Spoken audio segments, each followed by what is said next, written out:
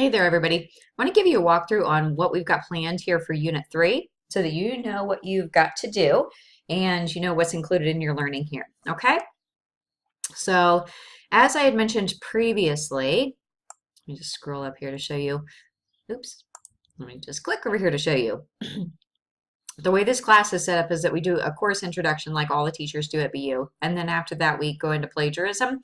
And now what we're going to do is that we're going to go into a chronological study of American literature.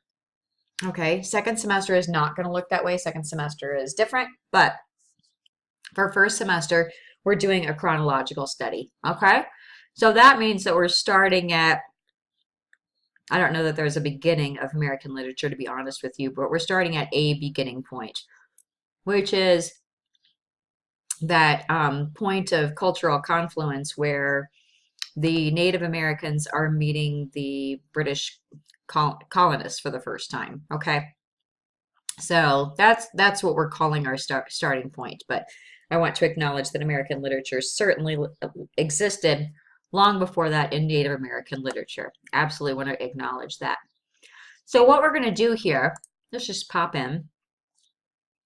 Okay, I got an introduction for you here. These key terms you guys really need to know. You're going to include these over and over again all throughout the semester. So be sure that you're aware of those. Those are the time periods of American literature. So you're going to see those a lot. And here's a description of them. Yay! So good learning to be had there to understand how American literature is kind of broken down over time. Now, these key terms that are included here, these are going to come up in a project that you're going to do later on in this unit. So keep that in mind. So that's here on 3.3. Alrighty, and they are defined here for you. Okay, you're going to need to do a PowerPoint project on those. All right, we're going to start here by doing an overview of colonial literature.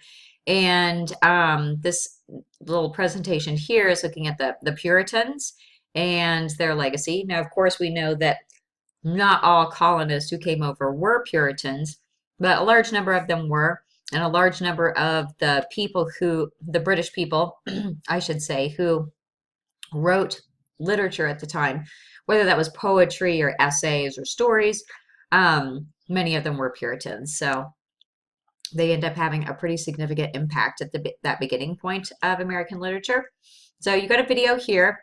Always feel free to stop it or pause it along the way if it's going too fast for you. You can watch it multiple times as well. And then here we've got another decent video on colonial literature. And you can click here on this button and it will pop up where you can practice those key terms. Can be nice to get some practice in.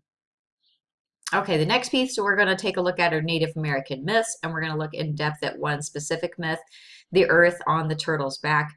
I absolutely love mythology. It's something that just, I've always loved it. I love mythology from different cultures, and I love how the themes from mythologies across cultures are very similar, and I love the way that different cultures look at the universe. It's just absolutely amazing to me. So I'm really excited to do a little bit of Native American mythology here. We've got our story is here in the video. It's being read to you, and then it's also, you can click here on view and it's going to be in this PDF. Okay.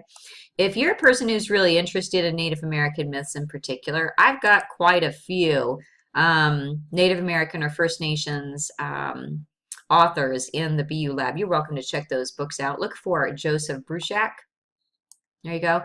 He's got 2 anthologies, I believe, that we've got sitting in the lab, and then also 2 books on top of that that are based on Native American mythology. So awesome author and good stuff to learn. After this, you're going to do this here is your prompt.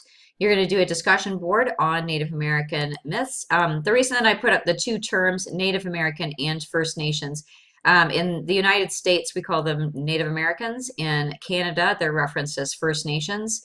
But many tribes were split because of the border created by white people between the United States and Canada. So in many places, you have people from a single tribe, and they were living, some of them were living in the Canadian side, and some of them were living on the American side. So I wanted to kind of acknowledge that is the case by including the term First Nations and to kind of recognize that um, affected those people.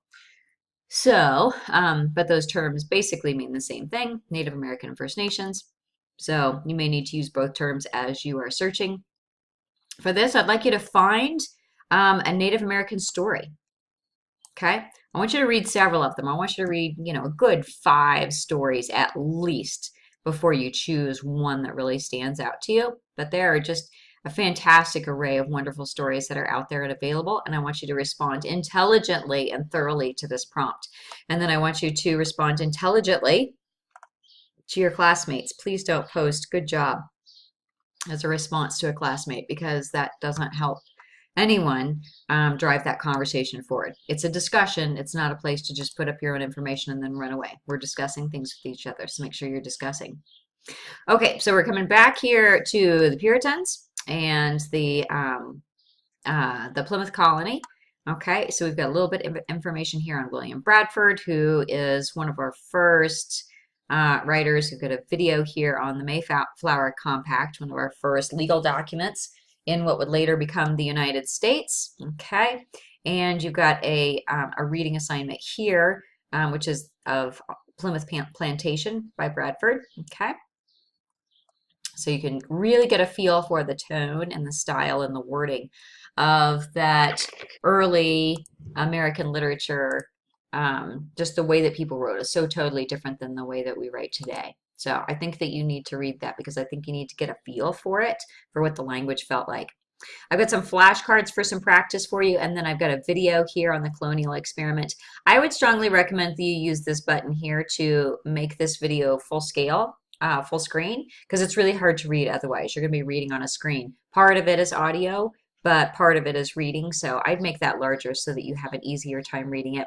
And with that one, if the recording goes too fast, just hit pause so that you have enough time to read everything that's on there. Okay, we're also going to take a look at another colonial American writer, Edward Taylor. And we're going to take a look at America's first poet, first colonial poet, I should say, Anne Bradstreet. Her poetry is still printed today, and she is still recognized as being the first American poet, first Puritan poet. And down here we've got, this is really wonderful, this woman who, she portrays Anne Bradstreet reading her poetry. So it's pretty fascinating to watch. Got a couple of poems here that I'd like you to read. Upon the Burning of Our House and To My Dear and Loving Husband. It's really interesting. You can really get into the mindset of what her life was like and what life for women during this time period was like. Not easy. Definitely lots of tough stuff. Fantastic slave narrative from Olaudah Equiano. So he was taken from his village in Africa, in Nigeria, when he was a little boy, little guy. He was like 10 or 11 years old. And, just a horrific situation. Sold as a slave and worked as a slave until eventually he did get the opportunity to buy his freedom, which later on would become less and less common for that to occur. I've got several different videos that are in here for you and reading pieces. So I've got one up here from PBS. I've got an autobiography from Equiano, and then I've got 2 videos here. I've got a quick little self-assessment. You can kind of test how you're doing there. Click the start button and that will go. Okay. It's really important for us to get a variety of different voices in American literature. We don't want to hear from just one group. We want to hear from many people. What was life like for women? What was life like for Native Americans? What was life like for people of color? From slaves. We want to get this wide variety. We don't want to just hear what one group of people thought, what their experience was, because that's not what life is like, right? All right, second prompt here, our second discussion is going to be on colonial literature, okay? I want you to evaluate what you've read so far. So up to this point, you've read like, oh gosh, 8 or 10 different pieces. You've read quite a bit of colonial literature so far. So I want you to just evaluate which piece do you think is of greatest importance so far. Your mind could change next week as you read something else and you decide, hey, that one's more important. That's totally fine. I'm just looking for your opinion at this time, okay?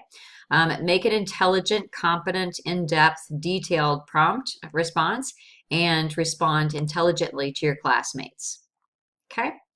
This is the PowerPoint I told you about earlier. You're going to do this literary terms project. These are your terms, okay? Make sure that you follow all of the directions that are in here. Don't skip steps. That's how you lose points. We don't want to do that. All right, so that's the end of Unit 3. So please do those things. Reach out to me if there is anything that you need for help, and have a great week. Thanks.